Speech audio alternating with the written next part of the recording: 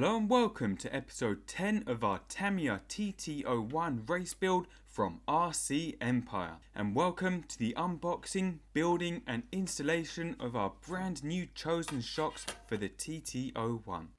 In the last episode we installed our new gear set with our chosen Spur and Pinion, and in this episode we will be fitting the final mechanical component to the car before we are ready to race, leaving only the body to spray.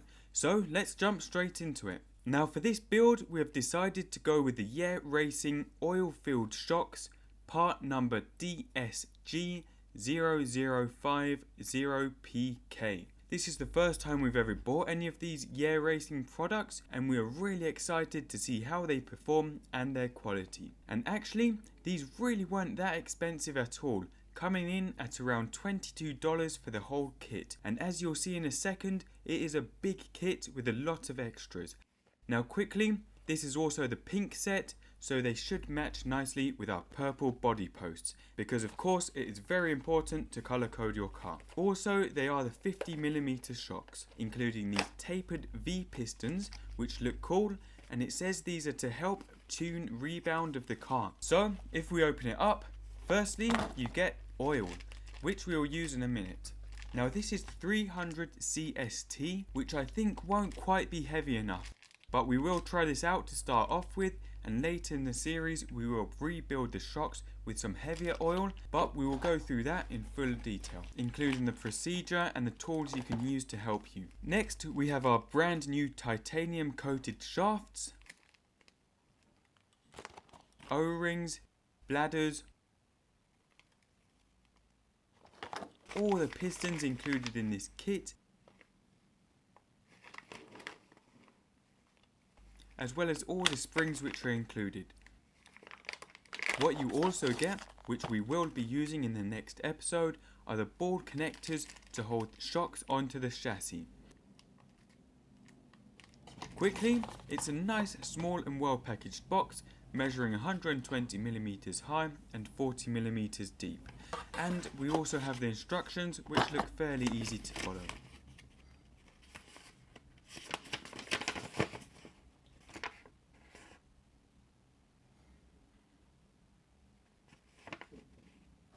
Finally, and most importantly, we have the main shocks, which do look really nice.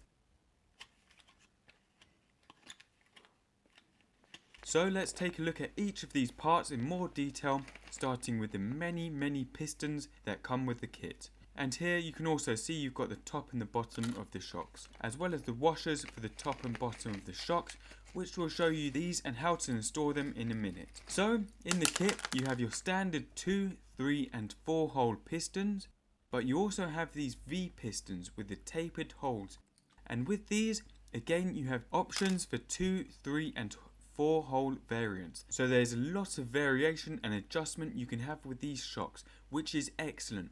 This is particularly important with this type of racing we'll be doing, like the Tamiya series, where you really can't change much else on the car. So for example, the touring cars or the fully blown modified class, you have all sorts of adjustments in the chassis, the turnbuckles, you can set the camber and the toe of the wheels, and all sorts of little things around the car to improve it and change how it handles. However, with the Tamiya series, you're pretty much box stock, and the only adjustments you have are ride height, using shims to get rid of any play in the parts, and the adjustability of the shocks and their setup, making this adjustability and the ability to tweak and change the shocks very important to getting the car driving nicely and to your style.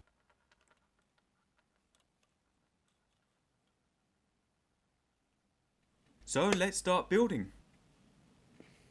In here we have our titanium coated shafts, which I think means they won't get scratched as much and will also continue giving a nice smooth action for a long time.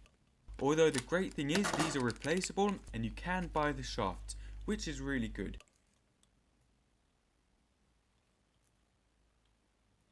In here we have our ball connectors and our E-clips for the shafts.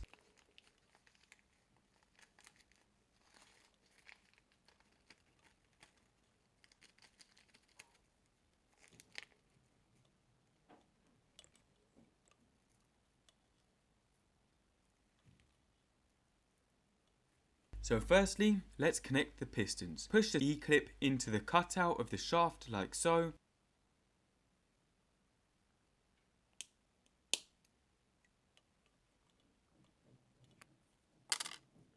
Then pull your piston off the tree. One thing I'm going to do is cut this little bit of excess plastic off, but be super careful not to cut into the actual piston circle, because oil will be able to flow through and around the edge of the piston, completely defeating the object of the holes, as well as the fact that the absorption and rebound characteristics of this piston may be completely different to the rest, and you'll have a nightmare of a time trying to set up the car.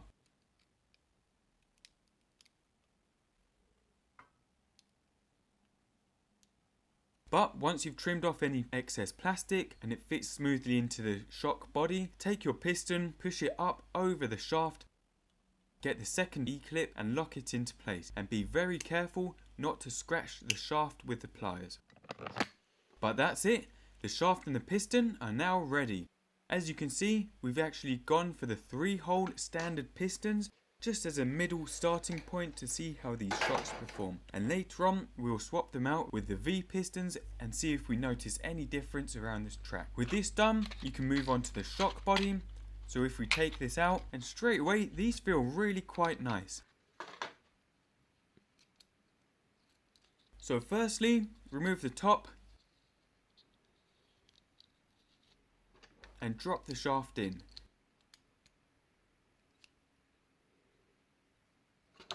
Next, we want to open up this packet, take one of the white O-rings and place it in the shock.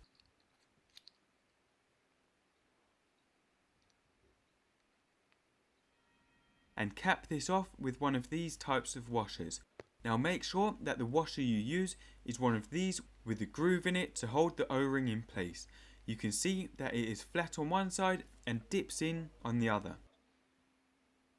So put this over the shaft facing the O-ring. And finally, take one of these washers with the raised center lip, and you can see that fits perfectly over the O-ring washer to seal and keep everything nice, tight and aligned. And that's it, the shaft is now secured in the shock body. Also make sure during the build to avoid getting any dirt or grit near the shocks when you are assembling them. Try to keep everything nice and clean. Now the next bit can be tricky without the correct tools, and this is the process of screwing on the bottom ball ends to the shaft. So what we have here to help us are the Tamiya shock pliers you saw us unboxing in one of our previous unboxing videos. Now these are not cheap at all, in fact I struggled to get a pair for less than £20, but they are very good. And the amount of shock shafts we ruined by using normal pliers definitely warrants us buying a pair.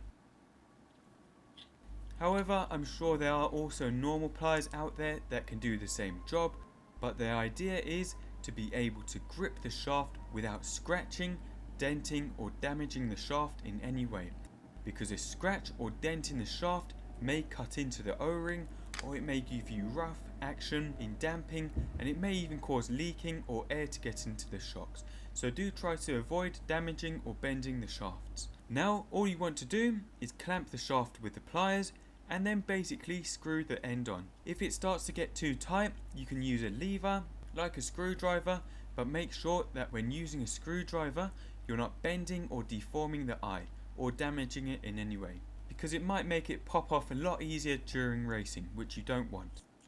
Now we're going to stop here and not go all the way up, because what we want to do is make sure that we screw the ball ends on to the exact same amount, and that every shock is the exact same length, ensuring the distance from the center of the top and bottom eyes are the same on every shock, which will help us balance the car out later on, and we'll show you exactly how to do this in a coming video.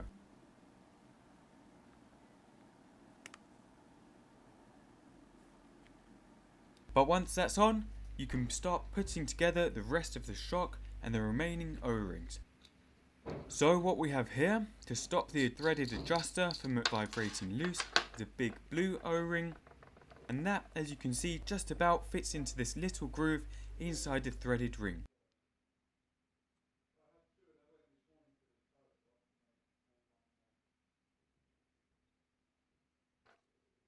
Then you can just screw that on at any position for now. Then take the bottom of the shocks, which hold all those washers in position, and screw that on too. And finally you can screw the top lid on, which includes the threaded part, the lid with the socket, your bladder and this foam button. But before we do that and close everything up, we first want to fill the shocks with our oil. Now as mentioned, this kit does include 300 CST oil. So if we open this up and squeeze it into the shock. Now this part is very important to ensure that the shocks perform as they have been designed to. What you want to do is completely fill the shock with oil all the way to the very top. And it doesn't matter if a bit pours out. Then this is a little trick someone showed me at our local track. Get a cloth or a tissue and wrap it around the top of the shock to catch any oil.